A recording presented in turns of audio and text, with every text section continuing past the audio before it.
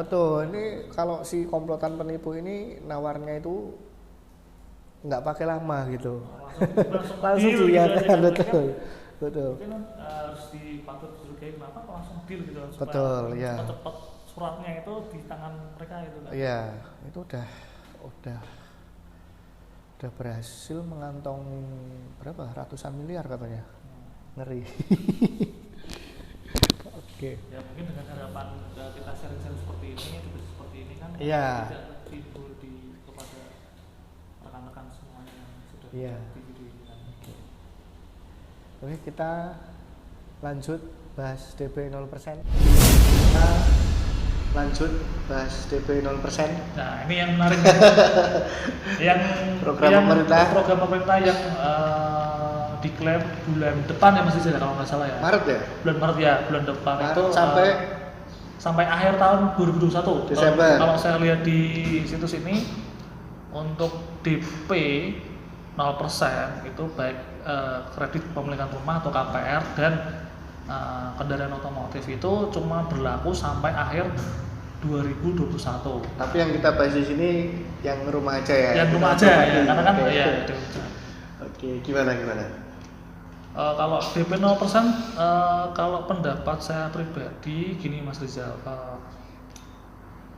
kalau dilihat dari orang awam ya ini ya, itu pasti akan menggiurkan dan DP 0% itu wah langsung berlomba-lomba ingin membeli rumah. Karena dari sisinya dari pihak banknya ini pasti sebenarnya juga akan berpikir ulang lagi untuk menerapkan dengan sistem DP 0% seperti ini. Oke, jadi gini, ini ada program pemerintah, ada apa ya, stimulus dari pemerintah, bukan stimulus apa kebijakan ya? Kebijakan aja lah, lebih enaknya lah. Kebijakan dari pemerintah bahwa ada kebijakan untuk konsumen yang mau beli rumah, baik itu kayaknya second sama baru ya, sama berlakunya ya. Baru apa ya? Kalau di informasinya sih yang baru sih Mas, tapi nggak tahu juga kalau untuk yang secondary ya Mas ya. Tapi kalau saya baru ya, itu paling yang baru dulu Mas. Oh, oke. Karena kalau secondary setahu saya nih ya, itu memang dari pihak bank nggak mungkin dengan DP 0%. Oke. Oh, ini rumah baru ya kalau nggak salah ya? Rumah baru sih biasanya sih. Oke, ini kebijakan bisa ngambil rumah baru, rumah Indian itu kan mah DP 0%. Sama sekali ya. Semua dibiayai oleh bank. Oke. 100%. Persen dibiayai oleh bank. Kemudian suku bunga ini katanya juga turun, tapi saya nggak tahu akan berdampak ke suku bunga KPR atau enggak, karena biasanya nggak terlalu berpengaruh.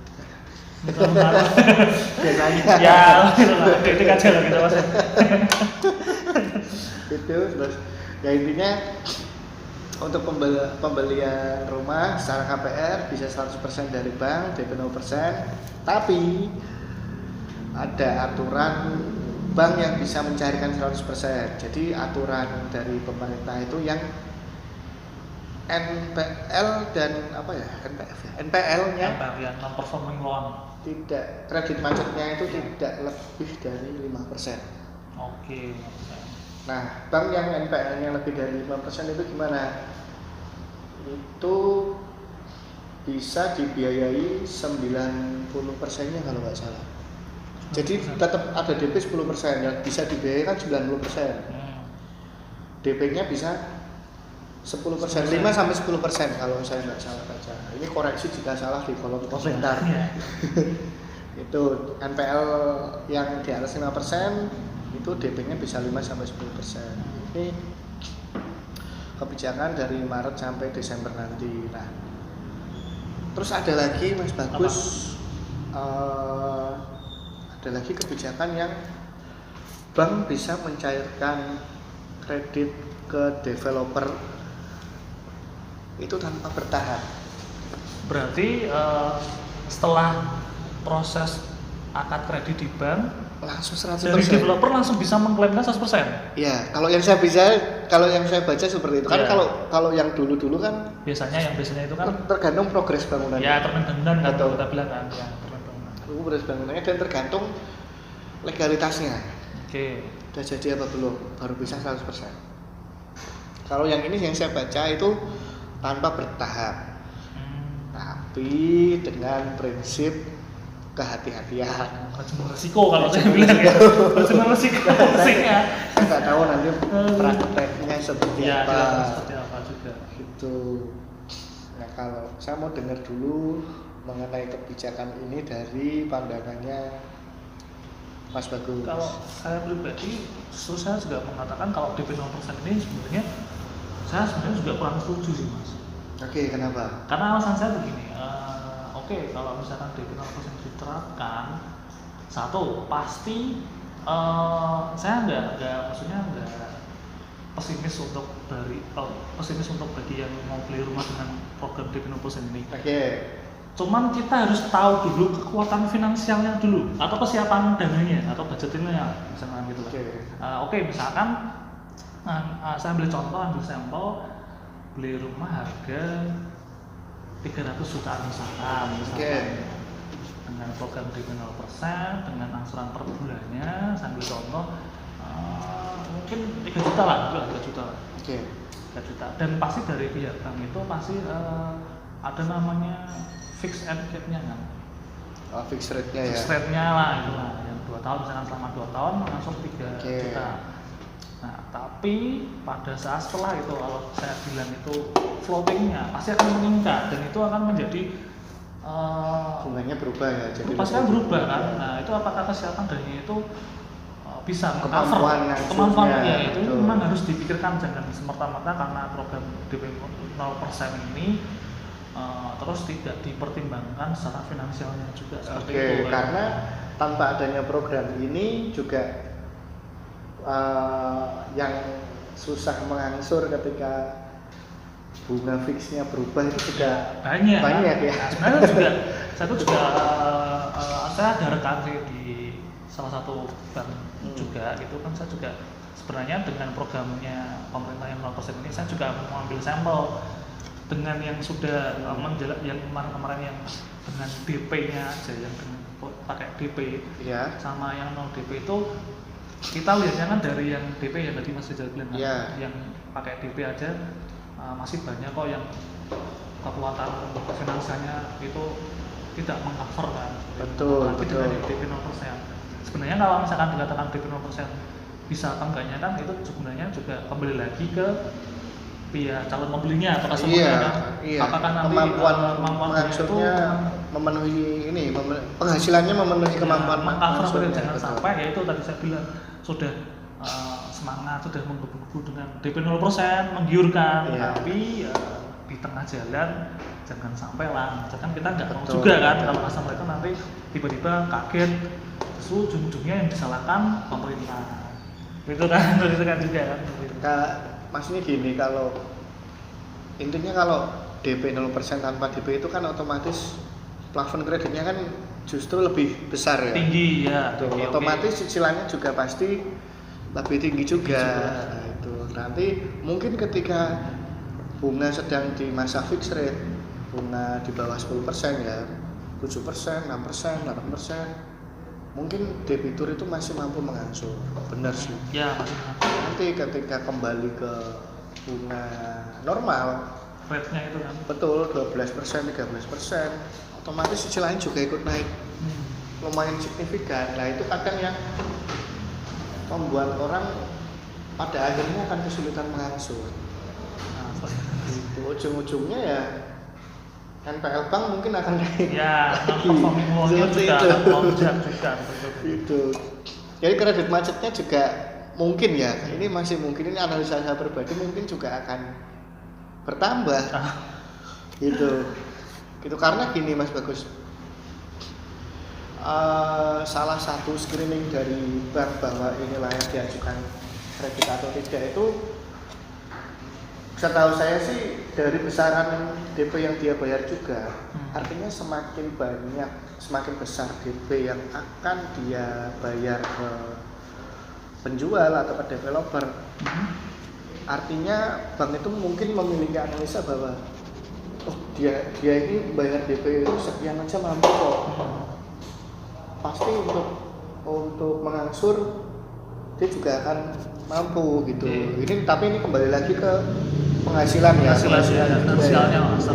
Tapi yang saya tahu bank itu menilainya juga dari besaran DP. Kalau DP yang dibayarkan dia besar, maka kesempatan untuk di ACC kreditnya itu juga semakin besar juga. Betul.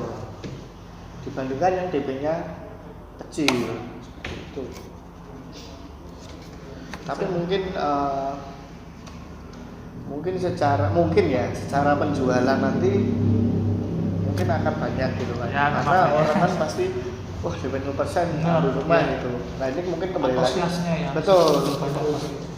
Lalu mungkin kembali lagi ke kemampuan. Nanti ujung-ujungnya kembali lagi ke kemampuan mengangsurnya seperti itu. Saya juga ini Mas berpendapat apakah itu DP 0% itu solusi atau bagaimana? Karena kan sebenarnya untuk program DP 0% itu kalau nggak salah itu kan memang dalam rangka mungkin ya ini ya dalam rangka selama pandemi ini kan.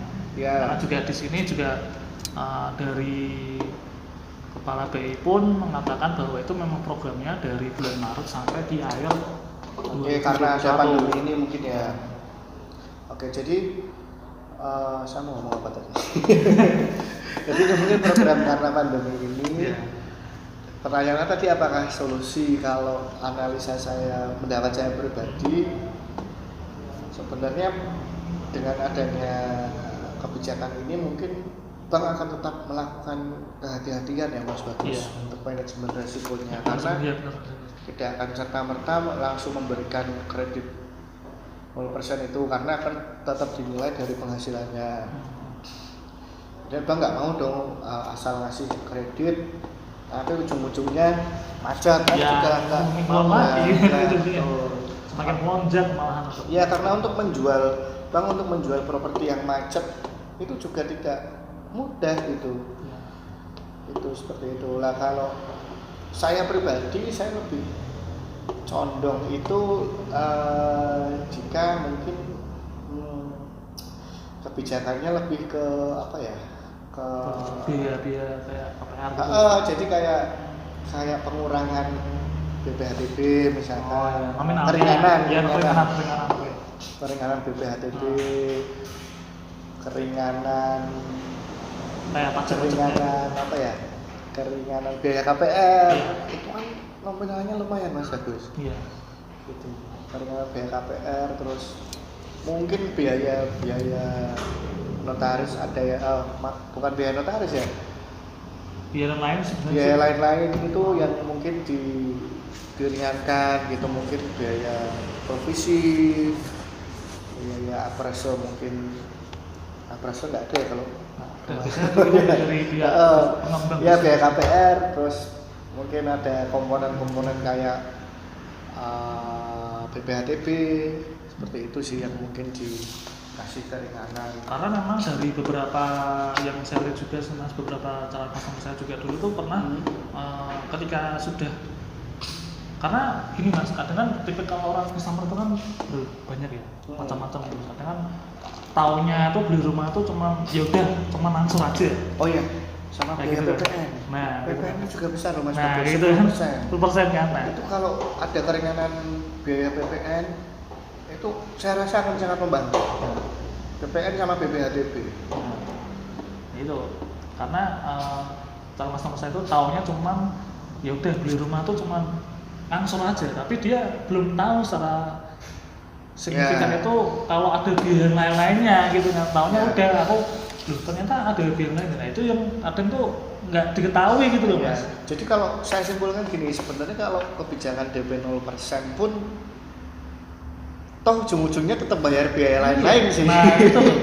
Nah, mungkin kalau kita saya sama Mas Rizal ini bisa berpendapat mungkin DP 0% itu programnya atau kebijakan itu mungkin dialihkan saja. Betul. Kalau saya sih berpendapat seperti itu ya, karena dialihkan 0% tapi tetap bayar biaya KPR yang mungkin berapa ya, 3-4% dari plafon ya.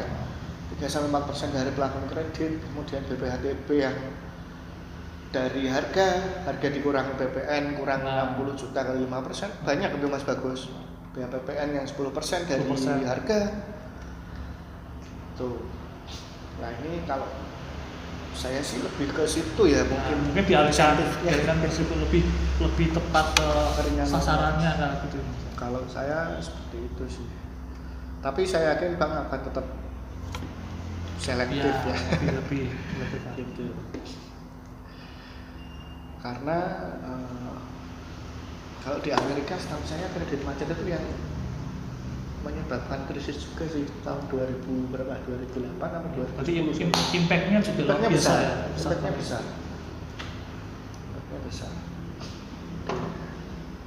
Kita mau bahas apa lagi ya Mas? Tadi udah bahas tentang sertifikat sudah, bahas yang kasusnya dari ibunya Pak Dino mafia tanah. Terus yang terbaru yang nanti bulan depan rencananya dari pemerintah juga DP 0% juga tadi sudah kita singgung juga. Kayaknya udah cukup ya. Udah sore juga. Atau mungkin disampaikan ini aja masalah rangkaian tadi sih lebih ke kesimpulan dan bagaimana. Kesimpulannya ya hati-hati. Dan untuk saya dari DP 0% dievaluasi lagi. Saya nggak bermaksud untuk menghilangkan effortnya untuk beli rumah dengan program DP 0%, tapi dikaji ulang lagi lah untuk. Kalau saya sarannya sih mungkin lebih ke ini ya, mungkin walaupun ada kebijakan itu tetap jalan, tapi alangkah baiknya yang mau ambil rumah cara KPR itu tetap ada baiknya satu tetap mempersiapkan DP. Ya, pasti. Harus, menurut saya wajib karena untuk biar ini angsurannya tetap sesuai kemampuan, karena penting karena penghasilan itu kan bukan untuk mengangsur rumah aja, karena ada untuk kebutuhan pokok, mungkin untuk makan, untuk anak, untuk bayar yang lain kan seperti itu. Tapi boleh nggak sih Mas kalau misalkan nih kita sebagai calon customer itu berkonsultasi terlebih dahulu dari pihak banknya, apakah lebih boleh sekali. Lebih oke Mas seperti boleh itu. Bang, setahu saya welcome. Iya. Tidak masalah. Konsultasi terlebih dahulu sebelum membeli. Tetap sesuaikan kemampuan mengangsur sih, jangan gegabah karena DP 0% langsung ini sih kalau menurut saya tetap pertimbangkan kebutuhan lainnya lah ya, tetap pertimbangan kebutuhan lainnya. Oke, cukup segitu ya. Cukup. Oke, terima kasih teman-teman sudah menonton video kami yang lumayan panjang ini. Oke.